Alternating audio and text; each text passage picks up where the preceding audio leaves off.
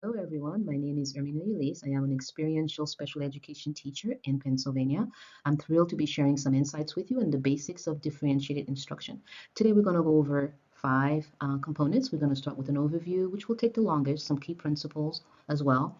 And then we'll also look at the role of teacher and student and the benefits and challenges. And lastly, we'll cover some strategies for differentiation. Be using the term DI going forward, which stands for differentiated instruction. DI is an approach to teaching where each student's unique needs are taken into account. In the past, educational thinkers like John Dewey, an influential American philosopher, psychologist, educational reformer in the turn of the century, he believed that student-centered learning and hands-on experiences was key. In other words, it was all about learning by doing. Another influential American educator was William Kilpatrick, who also played an active role in this. And he emphasizes that teaching should be individualized to suit each student's needs. Then there's Howard Gardner, who is a contemporary American psychologist, and he introduced what we will know today as the multiple intelligences, which is suggesting that people have different ways of learning. These concepts are important in what we call today differentiated instruction, and there's many more. Now, Carol Ann Tomlinson is a renowned expert, although not the originator. She plays a significant role in what we know today as DI. Thanks to her work, teachers now have the tools to adapt their teaching to the unique needs of individual students. Let us begin with our overview. So what is DI? Differentiated instruction is an educational approach that adapts teaching methods and assessments to meet the unique needs and abilities of each student. It recognizes that students learn differently and at varying paces. DI provides personalized learning experiences that cater to individual strengths, weaknesses, interests, and learning styles. By using various instructional strategies like grouping, tiered assignments, technology integration, we as educators can create multiple pathways that help our students engage with the curriculum. Now, the goal of DI is to ensure that each student gets the best learning experience by considering what they're good at, what they struggle with, and how they like to learn. So what are the key principles of DI? And the principles is what makes DI unique. It is student-centered learning, flexible grouping, tiered assignments, technology integration. Now you might think that this benefits everyone, and in some ways it does, but who benefits the most? They are English language learners, gifted and talented students, students with special needs, and anyone that has a diverse learning style or needs. Benefits. What are some of the benefits of DI? There are many benefits, as you can see, but I'm going to go over just two in detail, and that is the enhanced student skills and impact on academic performance. In terms of enhancing student skills, we know that differentiated instruction can help to foster critical thinking, encourage more creativity or just encourage creativity, develop problem solving skills, promote more in-depth exploration of a particular topic. Now, these are some of the benefits that easier said than done. So I'm going to give you an example so you can see what I mean. For example, in a math class where there is a particular problem students working on or the class is working on, you may have some of them reinforce their learning by working on the basic problem and just reinforce foundational skills. You may have another group addressing more complex challenges by fostering more critical thinking. You may have another group working on a creative project about the same thing, but maybe designing like a real world application of this particular concept, something that's happening in their own lives. And again, this allows for various problem solving abilities for that particular student, as well as a diverse way of expression and learning based on their strength and interest, which will promote a much deeper exploration of the subject matter depending on where the student is at and how they prefer to learn. Now, the other thing is the impact on academic performance. We can look at improved academic performance, increased motivation, decreasing boredom and frustration, enhancing student engagement. A good example of that might be a science class, for example, where students might experience improved academic performance because we've tailored that approach to suit that particular group's need. For example, you may have some working on more challenging projects. You may have some working on hands-on experience, where you may have one that learns better by listening and or watching, whether it's a video or some other hands-on action somebody else is doing. Key principles. Now, at its core, there are three key principles that you want to remember from this presentation, although there are many more.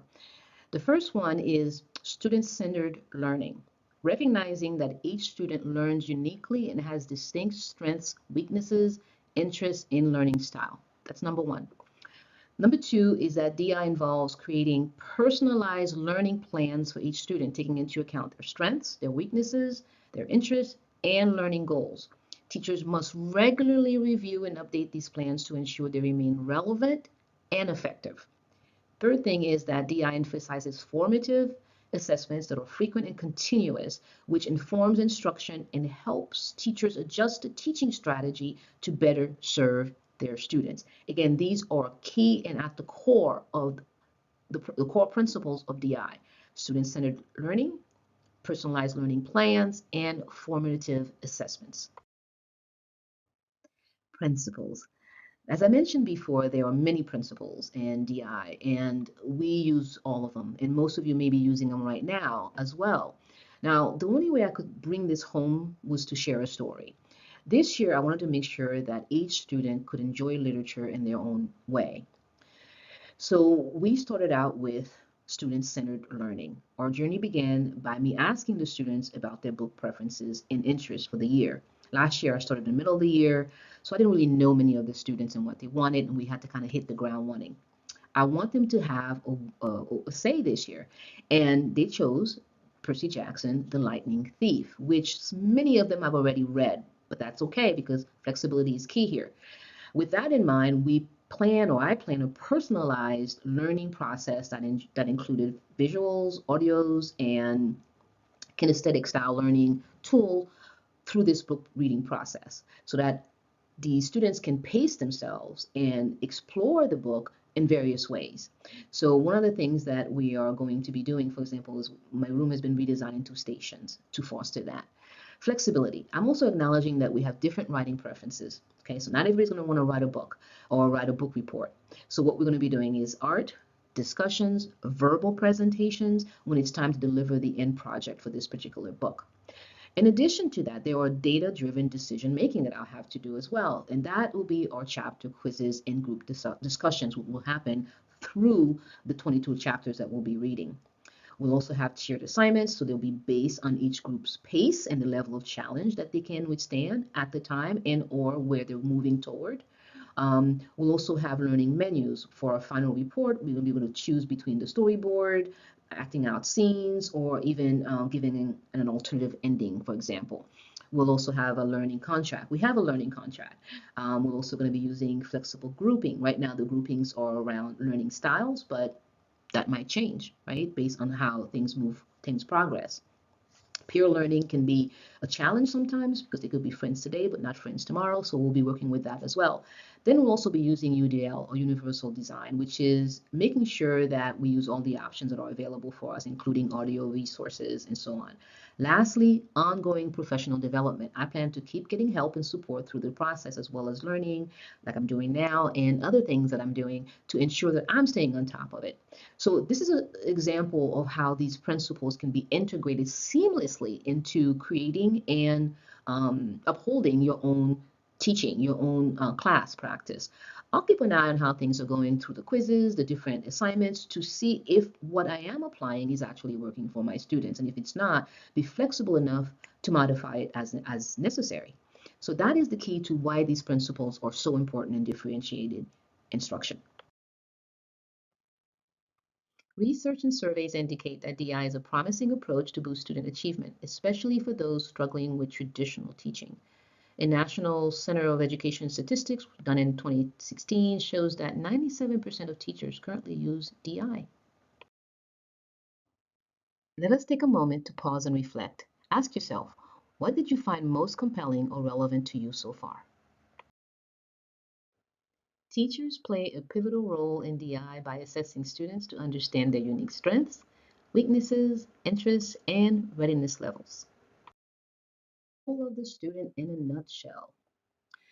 Well, students need to be engaged. They need to be able to ask for help when they need it. They need to be able to work diligently, make good choices and how they're learning, and also being able to take an active part in their learning process. And what this looks like is they're paying attention, they're asking questions, they're working hard, they're helping each other, and they're making choices. This may look different, not may, it does look different to different students. So the teacher in this situation also has to be flexible on how this shows up in their classroom. There are some common challenges and solutions and differentiated instructions across the board. The first one is time constraints. You may feel that you don't have enough time to plan and implement differentiated lessons, especially when faced with packed curriculum schedules and very high stakes testing pressures. The solution is to prioritize and streamline your planning process and focus on the most critical standards and skills that need to be addressed. You want to use pre-assessment data if you can, and you also want to tailor your instruction accordingly. Consider using templates and framework that helps you organize your plan and ensure that you're addressing all of your students' needs. Now, secondly, challenge number two is resistance from students or parents or parents. And the solution to that is to communicate regularly with your parents and guardians about benefits, not just when something goes wrong. Provides opportunities for students to reflect on their own learning and document some of those. This can help not only build buy-in and ownership, but also gives you record you can go back to when you need it and some firsthand information that you can reference when necessary. Challenge number three is a lack of resources. Differentiated instruction often requires additional resources like technology, manipulatives, and other materials. However, these resources may not always be readily available or affordable. So your solution may be to seek out low cost or free resources that can support your instruction. For example, online tools, websites, and repurpose everyday objects. I'm sure many of you are doing this already. And you can also collaborate with your colleagues and so on to help you stretch your budget when necessary. The other challenge could also be teacher preparation and training. Not only not having enough time sometimes within the classroom, but also not having time to go outside and learn and prepare and all of that. Many educators are facing this challenge, and one of the solutions is to participate in professional development workshops or conferences on differentiated instructions. The more that we learn about it, the easier it will become for us to be able to implement this in the future. Implementation. In my story earlier, I discussed that in detail. So I just want to go over the 6 steps, and they are to identify students' learning needs, create personalized learning environment, develop tiered assignments, implement flexible grouping, provide personalized feedback, and monitor progress and adjust your instruction. Conclusion, differentiated instruction is an adaptive teaching approach that tailors education to meet the unique needs of each student. It's designed to enhance student engagement, motivation, and academic performance. Key principles of DI include student-centered learning, flexible grouping, tiered assignments, personalized learning plans, and formative assessments. The role of the teacher is pivotal in implementing this approach, involving assessments, content, process, and product differentiation, as well as flexible grouping. While challenges exist, such as time constraint, resistance, solutions can be found through prioritizing, communication, resourcefulness, and professional development. By implementing these principles and strategies, educators can create a dynamic and responsive learning environment that promotes academic growth and engagement among all students. So thank you so much for tuning in to my presentation. I've enjoyed sharing the fundamentals of DI with you. As we conclude this basic overview, I encourage you to continue to dive deeper into this transformative educational approach and remember that the journey of learning is a continuous one. So let's continue our quest for better education and more engaged learners. See you next time.